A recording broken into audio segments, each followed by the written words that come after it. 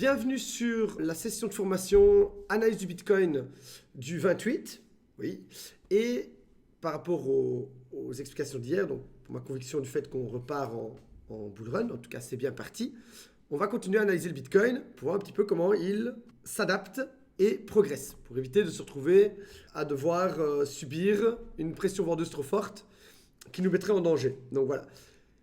Je vais travailler sur un tout autre indicateur, je ne l'utilise pas beaucoup, mais je m'en sers, je regarde d'un œil. Voilà, j'observe quand même ceci, et je pense qu'on va pouvoir s'en servir correctement. C'est l'EMA 200, donc c'est la moyenne des clôtures exponentielles sur 200 bougies. Donc en moyenne, si on rassemble tous les hauts et tous les bas sur une moyenne de 200, d'une fenêtre de 200, on a cette ligne. Donc ça, c'est la moyenne du cours, on va dire. Et elle est relativement importante. Elle a beaucoup de valeur. Si on regarde ici, pareil, on crash, d'accord? On fait croire à tout le monde que c'est fini, c'est le crash Covid, tout le monde a peur, tout le monde vend. On repart au-dessus, et une fois qu'on tape au-dessus, on ne revient jamais la toucher avant la fin. D'accord, ça c'est la première chose.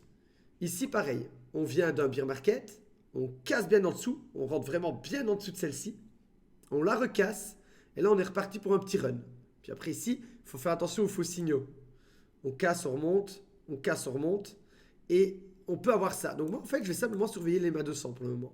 On pourrait avoir l'EMA 200 qui s'installe ainsi, tranquillement, et le cours qui va un petit peu, et s'il reclôture en dessous, on pourra peut-être s'attendre à, justement, c'était une petite erreur, donc c'est pas une boule de cristal, il faut simplement observer cette ligne comme un équilibre et voir ça un peu comme une protection plutôt comme un support que comme le fait que ça y est, on vient de passer au-dessus, c'est parti. Donc il faut plutôt analyser son plan sur le fait que on a maintenant, on avait des résistances au-dessus de la tête. Il suffit de regarder la vidéo précédente, je les ai toutes citées, et maintenant on commence à voir les résistances qui cassent et qui deviennent des supports, et les supports automatiquement protège le prix à redescendre en dessous. Donc plus les résistances vont casser pour devenir des supports, plus on va s'installer de manière sécurisée dans une tendance haussière.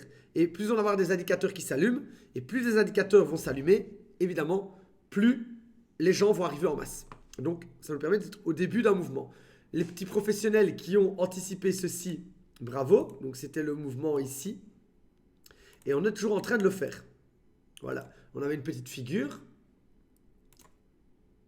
Si on prend le falling ainsi, hop, tout simplement, plus ou moins, ça nous donne, voilà, hop, une trajectoire à 43. Donc on devrait, avec la puissance de cette figure, réussir à envoyer plus ou moins le prix ici à 43. Est-ce qu'il va y aller? Est-ce qu'il va justement commencer à s'installer sur la ligne ici, casser un peu en dessous, faire peur à tout le monde, la travailler pour repartir? Je ne sais pas. Ou pour repartir vers le bas aussi. Je ne suis pas en train de dire que tout est gagné. Je suis juste en train de dire qu'on a de plus en plus de confirmations haussières. Je vois aussi le RSI, ici, qui est repassé et qui se confirme fort. On n'a pas un petit RSI à 51 qui est prêt à faire « Oh, regarde, 51, cueille-moi, puis boum !» Non, c'était une erreur. Comme ici, voilà. Ici, on a un petit RSI qui remonte. Ici, il est à 53. Et puis, ah non, c'était une erreur. D'accord? Il faut surveiller aussi qu'on ne soit pas en mode vas-y, cueille-moi, regardez la petite tige, c'est le début, tout le monde s'engage et au final, on ne s'est pas protégé et on repart en dessous du RSI et là, c'est catastrophe pour tout le monde. Donc, ça peut être aussi un faux signal. Il faut rester vigilant. Ce n'est pas parce qu'on le perce qu'on va aller atteindre des nouveaux sommets. Mais c'est un signal de force et il se confirme de plus en plus. Donc voilà, pour moi, je reste bien sûr très bull. J'aimerais réactiver l'Ishimoku.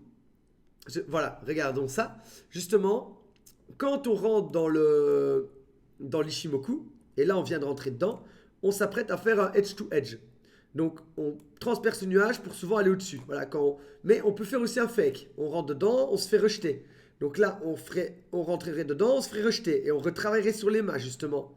C'est pas un scénario impossible. Et ça ferait peur à tout le monde, mais ce serait plutôt une respiration saine pour envoyer le prix vraiment définitivement transpercer le nuage et arriver à 51 et s'installer vraiment sur des zones où on aurait cassé ici ce dernier obstacle ce dernier obstacle qui est, hop là, cette grosse zone vendeuse. Je vais la rétrécir. Voilà. Pour le moment, on est en plein dedans. C'est une zone de combat.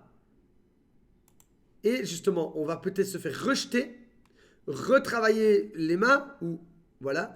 36, il y a des plots de liquidité, levier 100 à 36, c'est pas impossible. Évidemment, ce serait une rejection violente. Étant donné qu'on est monté violemment, on peut s'attendre à une rejection violente. On peut peut-être même aller combler le gap à 32, d'accord? Et puis retourner après. Donc, c'est pas parce qu'on rentre dans le nuage qu'on ressort qu'on ne peut pas y retourner après. Donc, le cours est là pour vous piéger. C'est pas pour ça qu'on annule la tendance haussière.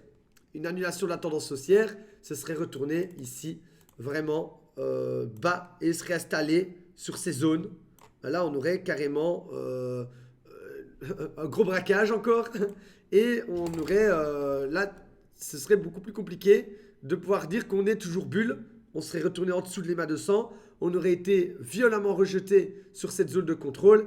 Mais pour le moment, vu la force du récit, vu les volumes qui sont en train de revenir, donc ce n'est pas des faibles volumes. Il y a énormément de personnes qui échangent de l'argent sur cette valeur de prix. Donc il y a autant de vendeurs que d'acheteurs qui décident de dire le Bitcoin vaut 40 000 pour le moment. Les volumes le montrent. Donc automatiquement, on est soutenu par des volumes. C'est pas comme si on avait une grande mèche et que les volumes n'arrivent pas, les volumes ne bougent pas. Ben, automatiquement, on se dit ouais, c'est gonflé à l'hélium, c'est une petite manipulation.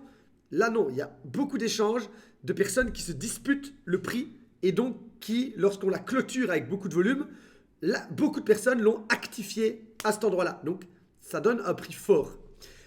Je pense qu'il n'y a pas besoin de donner plus d'informations à ce niveau-là. On est fait pour transpercer le nuage. Donc, si justement, vous voulez en apprendre un petit peu plus sur ces stratégies, un petit peu mieux comprendre, vous avez des infos, vous avez des formations gratuites dans la description pour vous former sur votre état d'esprit, etc. Pour même rejoindre le L6, donc c'est la communauté. Et on peut trader ensemble, on peut partager ensemble, on partage les graphiques ensemble. Vous avez toutes les conditions en description. Et alors surtout, n'hésitez pas à vous abonner parce que tous les jours, je vais bien entendu proposer, à l'exception du week-end, des analyses. Et on va un petit peu voir ensemble, toujours en restant sur du trading très simple. Donc c'est plus de l'investissement que du trading à mon sens. À partir du moment où on reste sur du spot, toujours autour du Bitcoin pour voir un petit peu où nous mène le vent. Et donc voilà un petit peu. J'ai rien d'autre à ajouter. Pour moi, la tendance haussière se confirme. Attention à la rejection. Le edge to edge est possible. Et on peut évidemment, et c'est pas impossible, puisqu'on a tiré vraiment l'élastique vers le bas, hop, qu'on puisse remonter d'un coup sans faire de rebond. Donc, vous devez aussi être prêt quand vous engagez votre capital. Si vous engagez une petite partie de votre capital, parce que vous attendez un rebond, si celui-ci ne vient pas, que faites-vous? C'est possible. C'est possible. Comme je dis l'autre fois, de ce support ici, hop, de ce support ici, clac,